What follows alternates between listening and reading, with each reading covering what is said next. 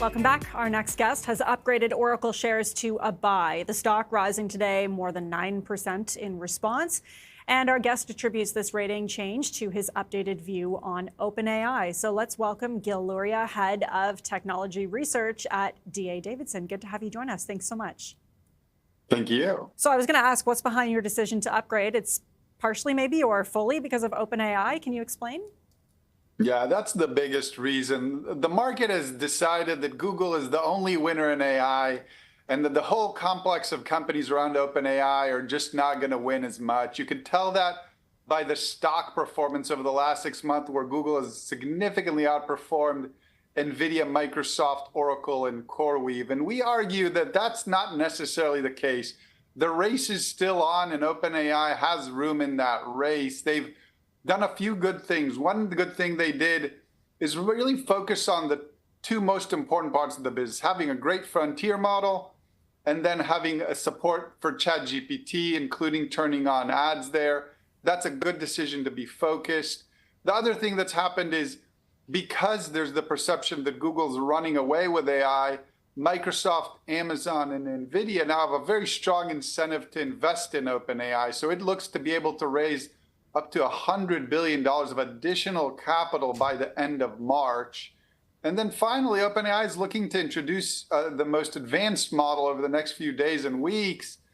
And if that model actually becomes better than Google's most recent Gemini model by any benchmark or by some benchmarks, then the perception that OpenAI is out of the race will probably change between having the best model, having capital on hand, and that will serve their orbit, the OpenAI complex, which is primarily NVIDIA and Microsoft, but also Oracle, that has a lot riding on OpenAI being successful. Okay, I do want to talk about that new model you just mentioned, but just first off, you also said, the race to AI very much not finished yet. Given the fact that Oracle and OpenAI have some funding obligations expanding well past 2026, to what extent is your upgrade based on short-term factors, do you think? Well, it's short to medium term, in the sense that if OpenAI raises $100 billion and they have nearly $40 billion on hand, that can fund them for at least a couple of years, if not more, as it helps them get the compute that helps them ramp revenue and then pay for future obligations. So that fundraise will really buy them a long runway. For Oracle, they just raised their own capital in order to build out the infrastructure. As long as they complete that debt and equity offering successfully, they'll be able to have at least a year of building out this infrastructure and set themselves up next year to revisit those decisions. So our call is a year out. And again, we think OpenAI has an even longer runway, assuming they are able to complete this fundraise successfully. Why do you believe that OpenAI's model is as strong or stronger than its competitors? We're going back to that model that you were talking about in your first answer. Well, just the most recent version that they published, the 5.3 model, it's the first model trained on NVIDIA's Blackwell chips, and it already appears to be competitive with Gemini. So that's only a small incremental improvement. If they can have a bigger incremental improvement, which is being reported now that it's on its way, I think that'll grab people's attention. Internally, we have my colleague Alex Platt benchmarks these models. He thinks that Google's lead is very small, if any, and that a new model from OpenAI, assuming it represents a bigger leap forward, should take the #1 spot. Why do you think, though, that the market was so quick to suggest that Google's kind of DeepMind and Anthropic were gaining such a momentum over competitors, including OpenAI? I think it's a pendulum, right? Because just 6 months ago, everybody thought Google was the biggest loser, and it was trading at 18 times earnings and was left for dead.